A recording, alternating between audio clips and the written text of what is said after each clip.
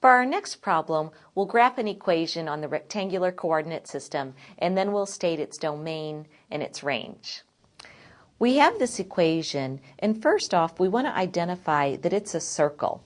I can identify that it's a circle even though it's in general form and not in standard form yet because of the x squared and the y squared.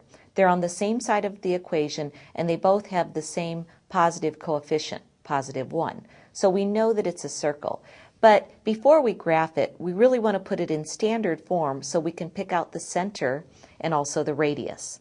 So in order to do that, what I want to do first of all is group the x terms together, and I'll have x squared plus 4x, and I'm going to leave some space because I'm going to complete the square on x.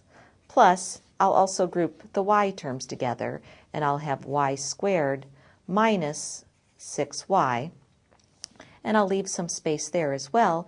And on the right-hand side, I have that equal to a +3 just by moving the 3 over. So let's complete the square. Remember, in order to complete the square, we look at the linear coefficient. Here, the coefficient of x is 4. I take half of that, which is 2, and I square 2, which gives me 4. Since I added 4 to the left-hand side, I need to do the same thing to the right. Let's complete the square on y. The linear coefficient on y is -6. Half of -6 is -3. When I square -3, I get 9. Since I added 9 to the left, I'll also do the same thing to the right. Now we're ready to write this so that it's in standard form. If I look at x squared plus 4x plus 4, that's a perfect square trinomial, and I can write it as x plus 2 quantity squared. As far as the y goes, y squared minus 6y plus 9, again is a perfect square trinomial. I can write that as y minus 3 quantity squared. And on the right-hand side, I have a total of 16. Now it's in the standard form of a circle, and I can pick out my center. My center is going to be -2, +3. And my radius is going to be the square root of 16, which is 4. So on my graph, first, I'll find the center, -2 to the left, up 3, and then I simply go up 4, so 1, 2, 3, 4. That gives me the point -2, 7, and I'm going to go from the center, I'm also going to go down 4.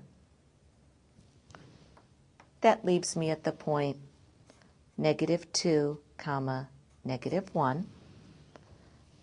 From this center, I'm also going to go to the right 4. So -2, 3. When I move 4 to the right, I'll be at +2, 3. And when I move 4 to the left, 1, 2, 3, 4, I'll be at, it looks like -6, 3. Let me go ahead and graph that circle.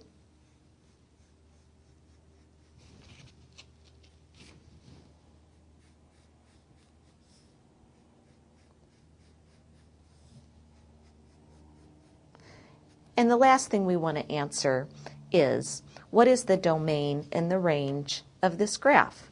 Well, the domain is any value that I can allow x to be. By my picture on the graph, I can see that the x values go as far to the left as -6 and as far to the right as +2. So the domain is from -6 to 2 on that closed interval. The range are any values that I can let y equal. And looking at my graph, I see the y values can go as low as -1 right here, all the way up to +7 on that closed interval. So here's the graph of my circle.